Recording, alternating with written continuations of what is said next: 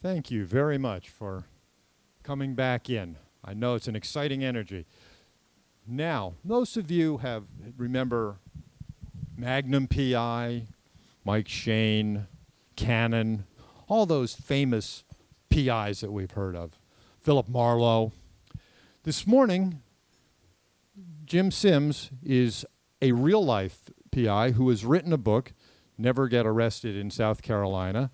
His journey as a private investigator for the legal system has taken him into some very strange places, and what's been revealed to him over the years is things that we need to know, and he's going to share with us this morning his adventure as a private investigator and the legal system.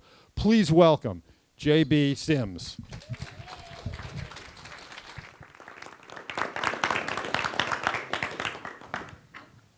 Thank you. I guess I'm on? Yeah. I don't know whether I'll get to these or not. Thank you for coming. Glad somebody's interested. Really, I came out here 2 years ago, like I said, on a wing and a prayer in a 65,000-word manuscript. And somebody said, why did you do it, whatever? I did it because I said I was going to. My client, and I'll get to the legal system here in a second. My client was arrested and accused of owning a car that killed someone. And it ended up being a big cover-up, and it was very, very nasty. A lot of things that happened, and it went on for 3 years until I told the prosecutor, who everybody knew that. Now, I wasn't in the clique. I was from Florida. I lived in South Carolina for a number of years. But I didn't go to their cocktail parties or whatever, and I did business with all the lawyers and all the defense lawyers and stuff. It's fine. Prosecutors, I put people in jail too. I picked up bail bond people that jumped for bond, and I did all that. So they liked me when they liked me. But when I found out that there was a conspiracy going on, they were protecting one of their own, and they were railroading my client, and then they were going to come after me because they had to discredit me in order to make their case against him. Almost 3 years later, I said, look, you either give me a trial or I'm going to write a book. And they probably said, who cares? Really? Who cares? Who are you? Well, you would think that his defense attorneys would help him, but I can click them off. One of whom was a former Chief Justice of the South Carolina State Supreme Court that asked him to lie. I know all of them. They all knew me. And it wasn't until I got involved anything happened. Doesn't mean I'm Mr. Wonderful or anything. I'm just probably a little bit more rabid.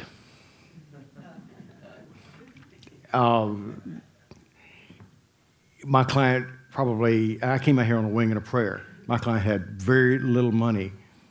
And I got so focused on the thing that I ended up getting him off, and I became very radioactive.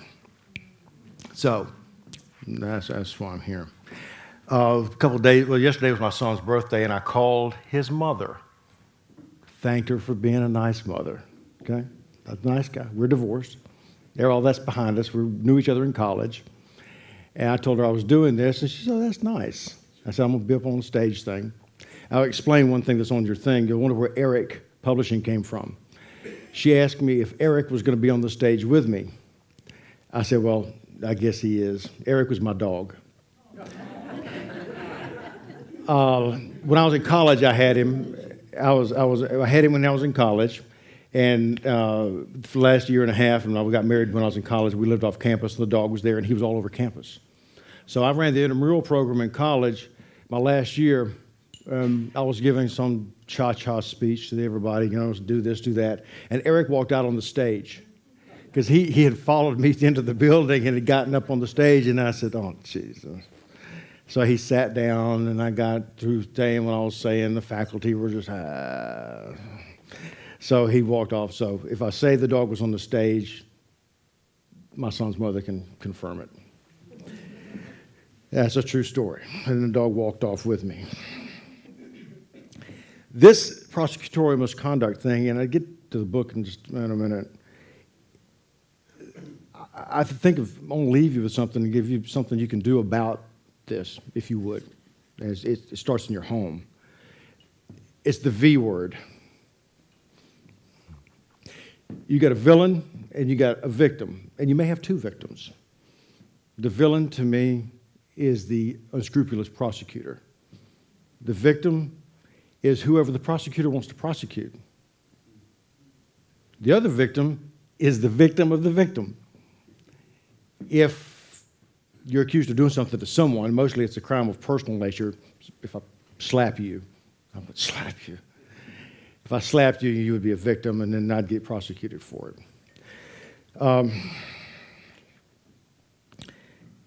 Misconduct, prosecutorial misconduct is a misnomer. It's prosecutorial criminality.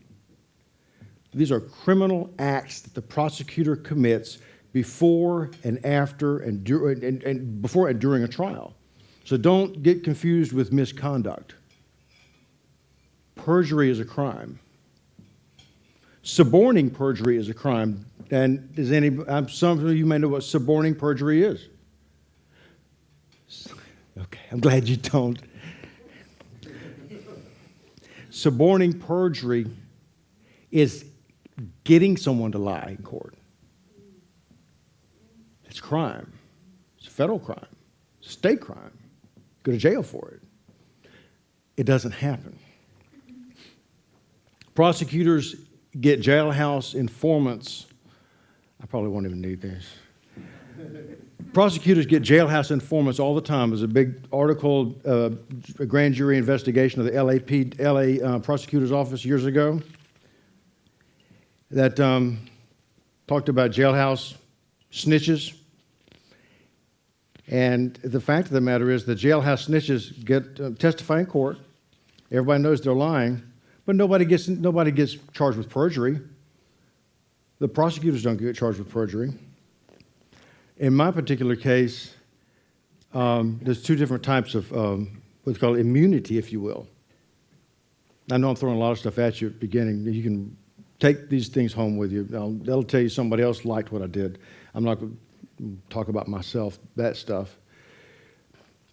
You've got absolute immunity and limited immunity. A lot of this has to do with whether or not it goes before the trial or during the trial. Absolute immunity, if I'm a prosecutor, I can get up there and I can call you the biggest SOB in the world, and you've done this and you've done that. And you're immune to doing that. You can do that, okay? Before the trial, during the investigative phase, you get qualified immunity, but you cannot, what they call bootstrap, false evidence into a trial situation and claim absolute immunity. In my particular case, the prosecutorial misconduct began at the moment the dentist was killed, because the people in the area knew, the cops, everybody, knew that the person that was driving the car, the people that were involved in that Lexus, was a former highway patrolman who was connected with the sheriff, who was connected with all these other people, who used to drive for former Governor John West, and also was put into business by Governor John West as a minority business owner. John West was the governor of South Carolina. He's always there, also the ambassador to Saudi Arabia. These guys are old school. John West's driver was Johnny Brown. And Johnny was a mess. Well, Johnny gets out of the highway patrol. John West puts him into business and creates a company called Ampro. And they get all these contracts all over the world. So Johnny now is in high cotton. He got money. His wife worked ED for the South Carolina State Law Enforcement Division. I don't know what she did there, but she did. So now Johnny's got money, Johnny's got women, and Johnny's slinging cocaine. His divorce and his drinking and all this kind of stuff was well documented in the state papers in South Carolina, and it was a joke, running around doing stuff. Anyway, on the night that, I guess y'all follow some NBA, a little basketball. Back on a Friday night, Jermaine O'Neal, who used to play with Portland, is from Columbia, South Carolina. He was a high school phenom. He signed a contract with the Indiana Pacers, and they had a big party at the Sheraton that night. Every black person of any notoriety wanted to be there. They wanted to suck up to Jermaine. I had a girl that worked for me that went to school with him, sat behind him in school. He was a phenomenal athlete, but it was all a bunch of leeches, you know? So there was a big party at the Sheraton. Everybody was there. And after the party, they ended up, Johnny and his brother and them, Johnny was driving home. And everybody was all in this area. They ended up at strip clubs. I found all sorts of stuff where everybody was. That next morning, Dr. Sunshine is found dead on the road. Supposedly, a prosecutor and the cops said to the media it was a white Lexus. So everybody's scrambling around looking for a white Lexus. It was not a white Lexus. It never was a white Lexus. That story stayed around for about a month. Then a witness came forth to the widow of the dead man and said she saw a black Lexus up there in the area. Now everybody had to scramble. They couldn't cover the white Lexus story anymore. So they start looking for black Lexuses. See, when they had the white Lexus, they were interviewing people and taking statements and stuff. When the black Lexus started, they had a dealer tag to go to. And they went back to the dealer and they found out my client had bought a car there a month before, but there was also a wrecked Lexus there. They took 2-3 Polaroid pictures of it, and then they didn't talk about it anymore until after my client was arrested and he came to me 6 or 8 months later. Let me jump to a little bit part of that story. Charles was arrested because he owned the car that they sold at that place. They accused him of owning the car that killed him. Charles's car didn't kill that guy. It just happened to be a black Lexus, just like the one that was wrecked at the Lexus place, at the used car place. Charles calls me. He gets arrested in Atlanta. He gives him the car. He says, "Here, you're dogging me. Take the car." So he gives him the car, and he gets arrested. They took him back to South Carolina, and the bond they set for him was $250,000. I'll bet you've never heard of other than somebody, Manson or somebody, a $250,000 bond for owning a car that might have killed someone. This particular charge on him was failure to report a traffic accident with property damage in excess of $1,000. That was the crime. It's called an undocumented. It's a misdemeanor. It's like not paying a traffic ticket. So they put him in jail for a couple of days, at $250,000, and then on his way back to South Carolina, the cop says to him, "Don't worry about getting a lawyer, son. We'll get you one." The police officer offered him a lawyer. And I told you earlier, when I get ramped up, I'm going to have a vocabulary check because you might hear something might slip out. I hope not. Doc said, "This is very personal to me," because it ended up affecting me, I guess. So, long story short, with that cop was dirty. Eventually, I went to I found out about the car. I did some digging, found the car that was wrecked. We found the actual car. They repaired it. No documentation of the repair. And I took the vehicle identification number off the dashboard when somebody wasn't looking. And I said I was somebody else, and I lied. All right. I don't know. When y'all go to heaven, I'll be on that bench over on the side. I'll be still waiting. I got a list of things I got to account for. Okay, but I did it mostly for somebody else, not for myself. So Charles we find the car, we get the VIN, do the background on the VIN, found out about the car. When it came in, I knew it was there at the time of the crime. So I said, "We're going to go talk to the cop." He said, "What?" I said, "Yeah, we're going to the cop." So I take him into the police officer's, Highway Patrol's office, and Charles is sitting there, and his wife was accused of being involved in it too. She's in jail. He got bonded out after the bond was reduced from $250,000 down to $25,000. They couldn't threaten him. The threat didn't work. Charles was a nasty guy from New York, and he didn't cave in. Yeah, he got a gold tooth, too. We got along famously. So we're sitting in front of the cop, and I told the cop, I said, look, I know the drill. Charles's wife takes a plea, goes to prison.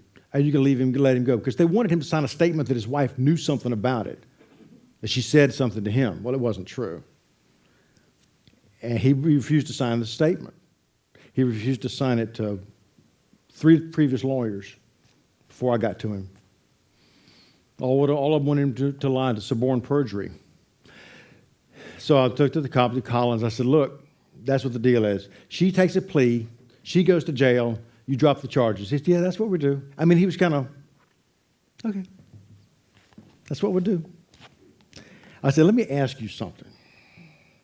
What if I told you there was another car out there that night, just like Charles's car? Charles owned a 94 Lexus. The car we found was a 93 Lexus, and thank God Charles saw it when he got out of jail. He said, I was ready for this sucker. I took a piece of paper, an 8.5 by 11 sheet of paper, and I wrote the vehicle identification number, landscape, across it like this. And I had it in my pocket. I didn't even tell Charles I did this.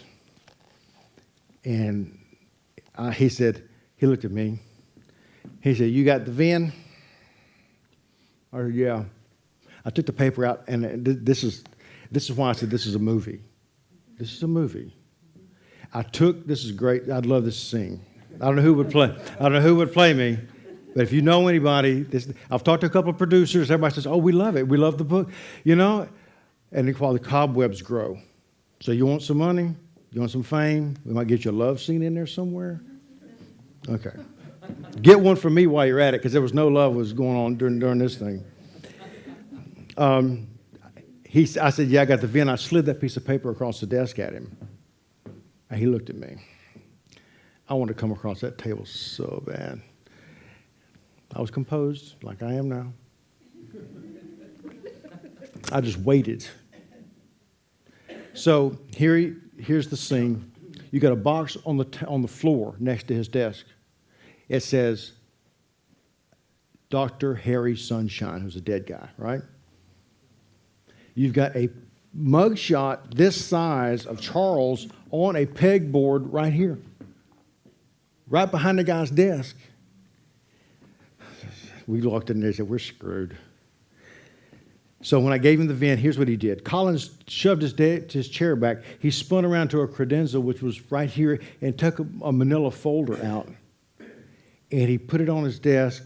He opened it up, and there were 3 or 4 Polaroid photographs there of a wrecked 93 Lexus. Now, that was the car that Charles saw backed up against the fence when he got out of jail. The accident was in November. Accident was in September. He got out of jail late November after Thanksgiving. So he saw that car. They had not moved it. They were stupid. Charles saw it. He said it exists. Okay. So here I'm looking at the pictures. And, you know, I'm not Mr. Wonderful, but I've done a lot of traffic investigations, pedestrians, fatalities. I know what a car looks like when somebody hits it. Doorpost is messed up, windshield, hood, fender, everything. And I said, all right. And if Collins looks at me, he said, this car didn't hit anybody. It doesn't have that kind of damage. I'm not going to tell you what I told him. It was breakfast time. So, all right. And then Charles started ranting and raving about the fact that his signature was forged on some documents that allowed the cops to get his car. I said, oh, heck, we're out of here, man. We're out of here. We're going to get arrested right here, because I had to calm him down. I mean, this is a hot guy from New York. He's a black guy. Okay. I had to keep him, I won't say on a leash, but we had a very good relationship. That's what we had to put up with. And it got to the point to where what you find out is that the cops, there is no dirty cop without a dirty prosecutor. Don't kid yourself.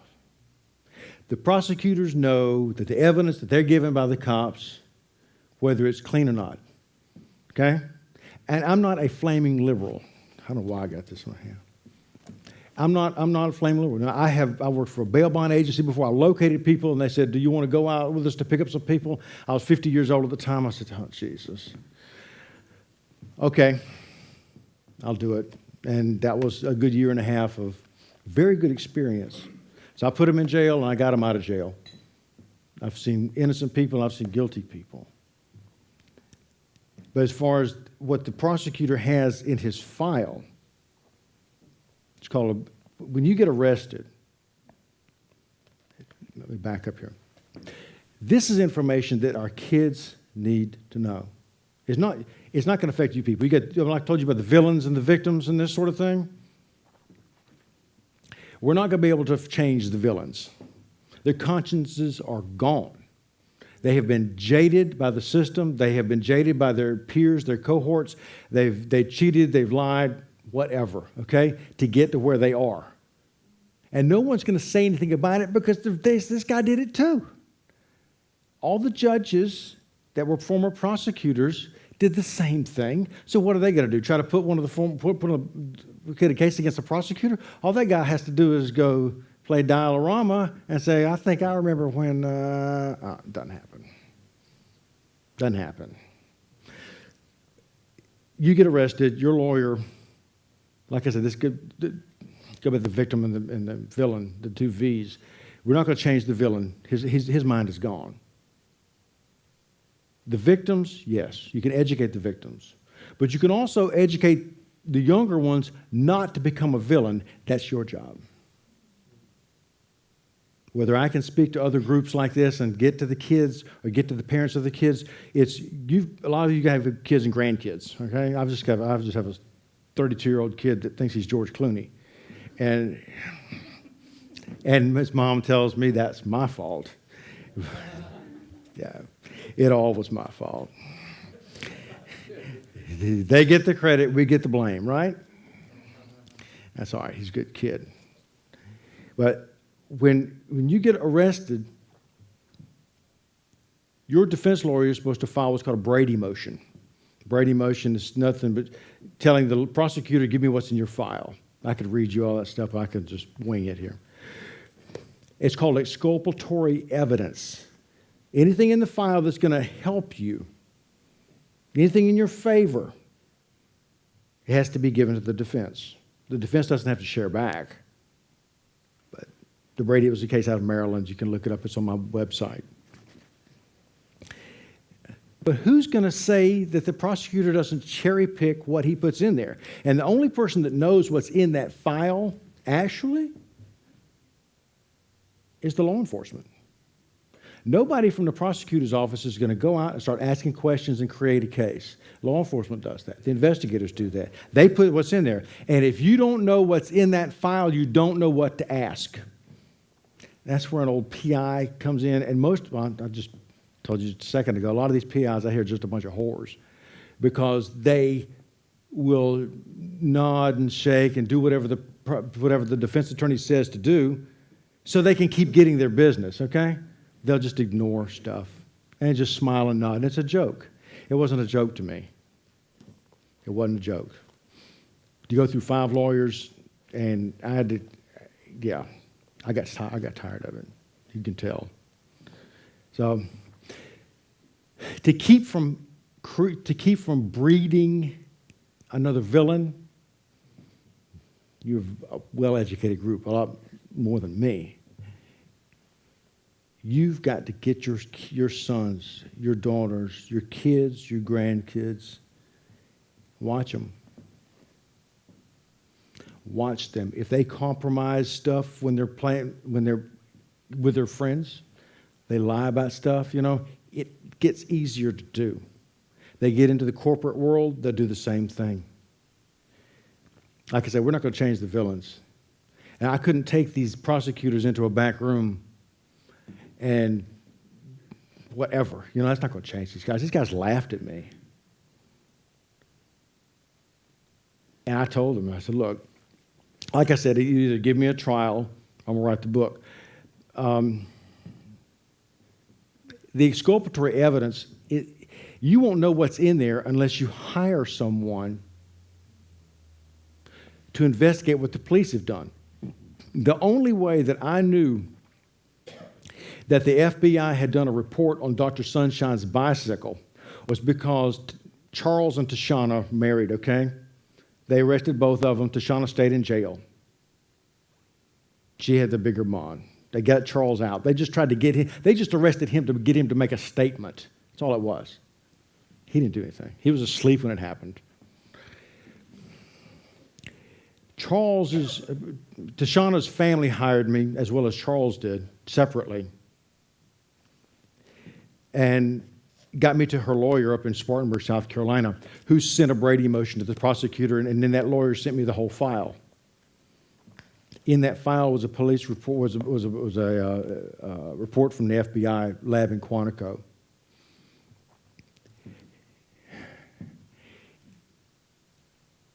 On that report, it said that the glass at the scene didn't match automotive glass. It said that the paint on the bike didn't. They couldn't determine what kind of car it was from. And you know, FBI people, they've got a lab up there. You can get scrape a piece of paint off anybody's car here. They'll tell you what kind it is. It's not complicated. It's just a database like this. That report came back a month after the accident. In October 31st, as a matter of fact, about the same time that witness showed up that said there was a black car involved. All hell broke loose. In January, 3 months later, Charles gets arrested in November, and SLED, the South Carolina Law Enforcement Division, they come up with their lab report. Oh, jeez. They came back, the glass fit like a jigsaw puzzle. The paint matched, and I'm looking at this. And, the FBI report is in the book. So I'll look at this. If I had not, and one of Charles's lawyers filed a Brady motion to get the information from the prosecutor's office, but that lawyer never got a scintilla of evidence out of that file. The only thing in that lawyer's file, when I went after him,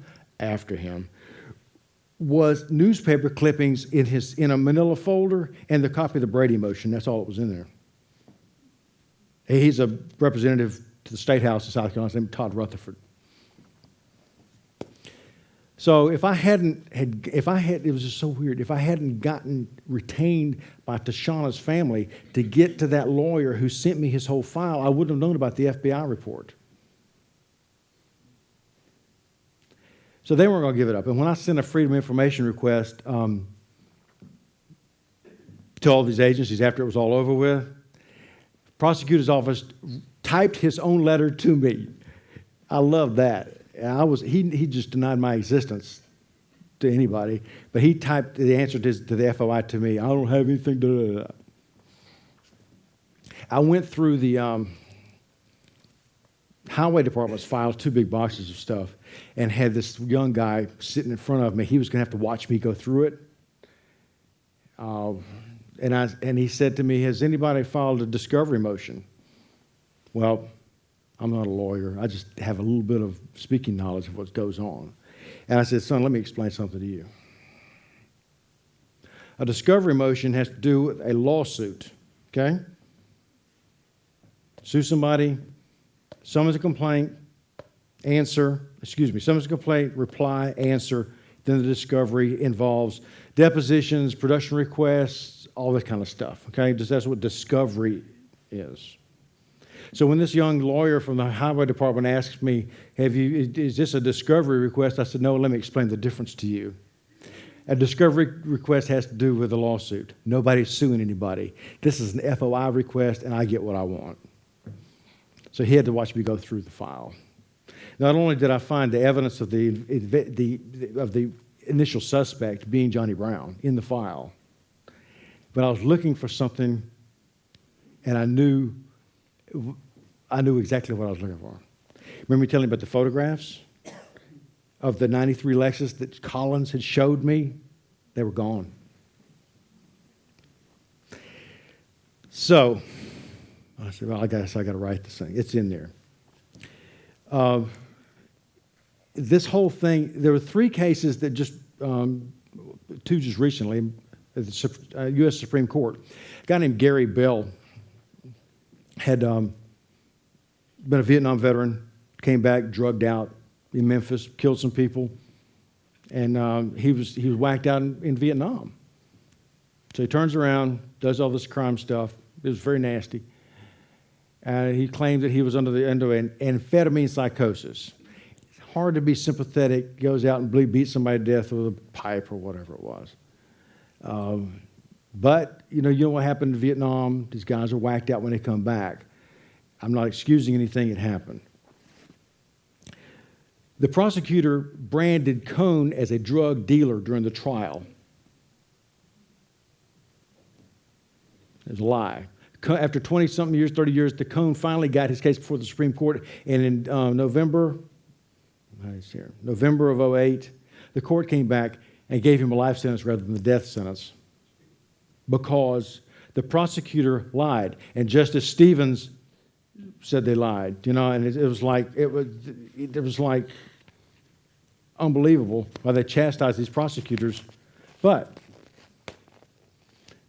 the original prosecutor couldn't care less. Hey, got overturned, big deal. You know why? Because all the appeals up the line don't name the original prosecutor. If it's the prosecutor that defends him that's from the Attorney General's office whose name is on the appeal, nobody cares. Your job is these villains, when I call them villains, there's some good prosecutors out there. But the villains can't be changed. You might end up being a victim of someone that was jaded by the system. Let's get a young kid that gets victimized by the system and seeing the hypocrisy. And that's what I've always said to people, that the biggest fuel for juvenile delinquency is hypocrisy. It starts in your house. You tell your son to do something, hey, you're doing something else. That fuels the juvenile delinquency. Hypocrisy. They see it in the law enforcement. They see it in the prosecution. And the people that are involved in the live in the hood or they get arrested, and they see the hypocrisy, they say, why the heck should I even try? We're all on the same team.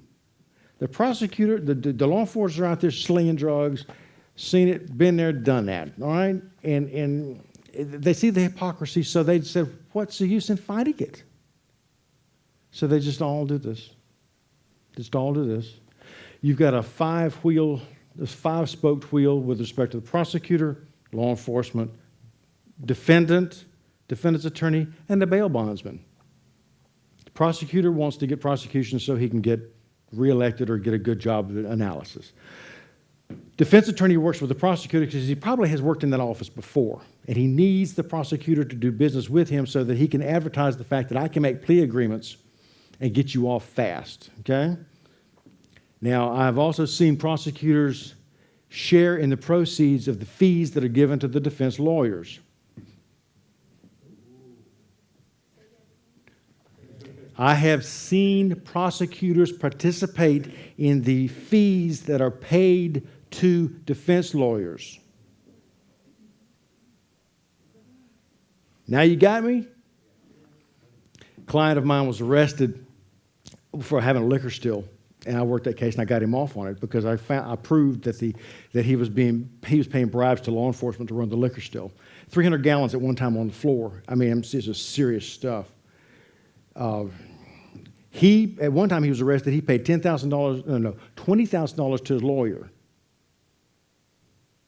under the stipulation that $10,000 goes to the prosecutor, and my man never spent a day in jail. Don't kid yourself. It happens every day. Now, the defense lawyer needs to get business, so he wants to make friends. Okay?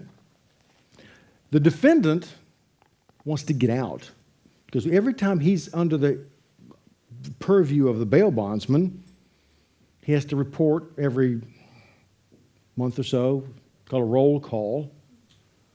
Everybody has to know where he is. And all the cops that are out there know he's out on bond, so they're watching him too. So he wants to take a plea agreement. He's been arrested before. He really doesn't care. He just doesn't want to be under the microscope. When I used to pick up fugitives, I'd go into the hood, and the only guy that looked like this, they thought I was nuts to be out there. You know, I'd be scared to death, but hey, that's what you did. And I said, look, man, I need Jerry over here. It's going to be hot. You can't do business. Call me. They'd call me. They can't do their crimes while I'm out there looking for somebody else, okay? So the defendant wants to get out from under the microscope so he could do his thing. Bail bondsmen, they're making their money because they just get the fee, 10% off the top usually. Law enforcement are tied in, so because their reports go into the prosecutor's office. This information, I could go on and on different things. I'm just glossing over here for this morning. But my goal when I came out here and I got cranked up to one, I got the book done, okay? I didn't feel any big relief doing it. I really didn't. I said, okay, they go, wow, okay. I went through enough, but still there it is, yay. I've talked to a couple of producers. I'm out there enlisting your help here. We want a movie. Read the stuff. You can take some of these things home with you about what Sharon Blumenthal made some nice comments. Dr. Jeff Alpert made some nice comments about the book. Movie. Speaking, I would like to speak to the kids, not just to educate them, but to tell them, I hope somebody stands up to you one day and straightens your little butt out. Because if you start doing this stuff again, if my son pulls some stuff like what I saw, I don't care how old he is. I may be I'd be up in his face and he knows it. He knows it. I appreciate all of you coming here. It's the subject is just like I said, very, very personal to me.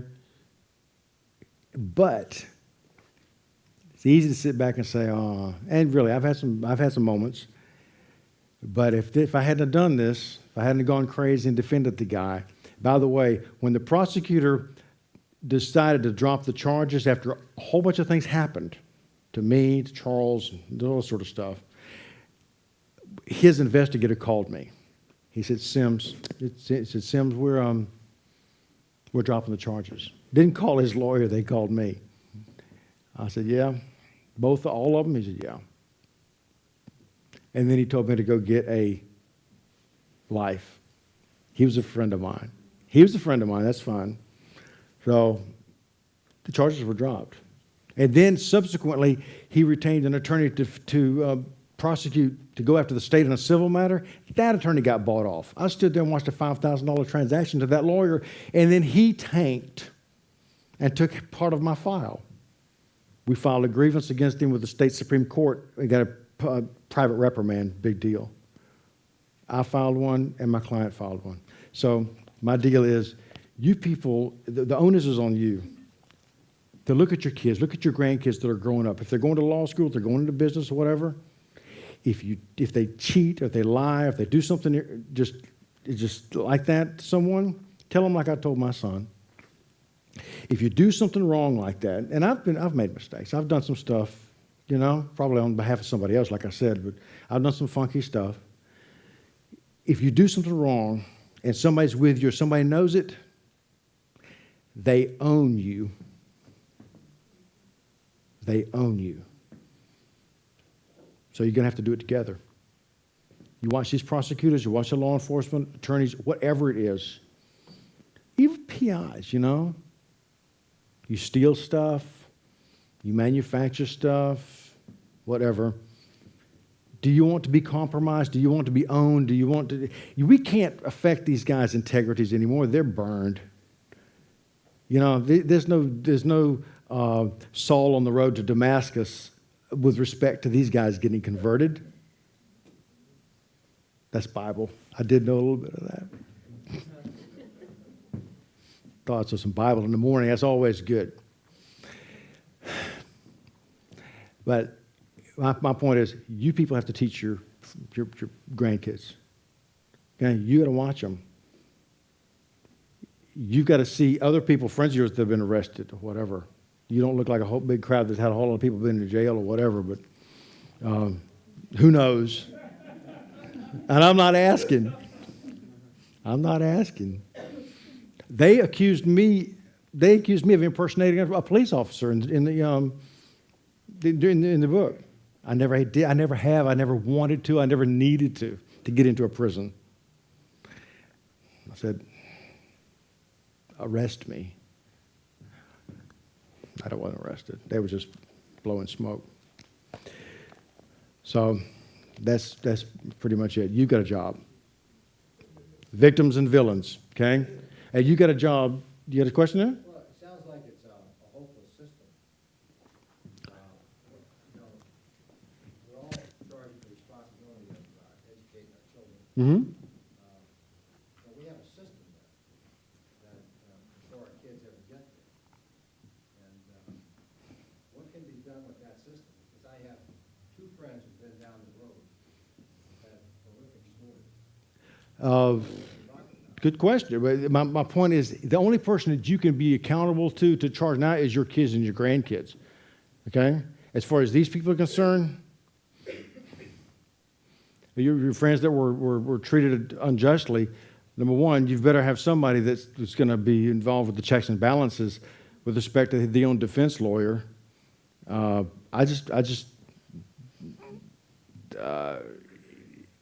You got to have some leverage, and I had the leverage, and they dropped the charges.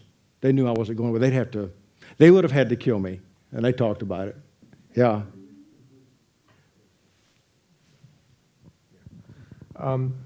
What about that idea of movies? Because the system itself isn't going to get changed on the inside, but if there were movies made about certain various horror stories that were made into drama movies that would educate the public. That'd be nice. That's what I'm looking for. Yeah, because I'm looking for Brad Pitt.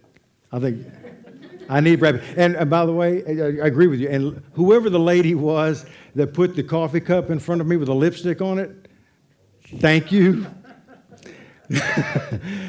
Thank you very much for whoever's lipstick was on the coffee cup. I don't know whose it was, but that made my day.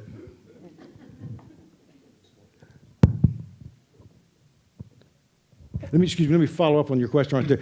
It seems like there's a spinning wheel and there's no way around it. The only thing you can control is what goes on in your house and go from there, because you're not going to change the villains. I mean, you can attack them and stuff and make them capitulate, but you better have some leverage, or better have somebody that's crazy. This starts out as a comment and hopefully gets to a question by the end. It strikes me that this is the pattern you're describing is the pattern of so much crime fiction, so much archetypal story of, you have the story of Reuben Carter, Hurricane, and Bob Dylan's song, and the movie, and practically every John Grisham novel, which takes place in the South, is, a corrupt system and a hero. You're the hero, by the way. And Lee Child, and there's so much sort of the lone hero protecting the victims against the corrupt system. I mean, that's practically the formula. So I guess my question is, maybe this is as good as it gets. Do you think, is that you helping, maybe it's supposed to be there? Well, Charles didn't go to prison. He didn't go to prison. Like I said, I became pretty radioactive. That's why I'm out here. But if I hadn't have done that, I wouldn't be here. I wouldn't be in front of such a lovely group. I'm serious. I'm just tickled to death. So, Were there charges pressed against the person who actually did it? no. Yeah. Hello. Okay. Just a quick question. I'm Susie Shooter. I'm wondering what happened to the press, and in this day and age of the internet, why not spread it on the internet? One of the original writers in the state paper that wrote about this particular thing is a close friend of mine. As a matter of fact, his son had a drug problem. He enlisted me to find out who his friends' drug dealers were, and I did this for him. I'd known him 30 years. He wrote about the story. The press were spoon-fed from the prosecution. I sent the book to him. He called my book Opinion.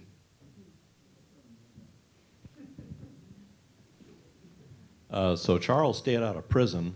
What did it cost him financially, he and the families involved, to stay out of prison to date? He couldn't work. This is what happens to these victims, to these things. Your name is smeared, okay?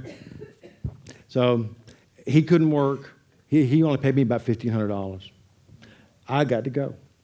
This got wrapped up. So thank you very much for showing up.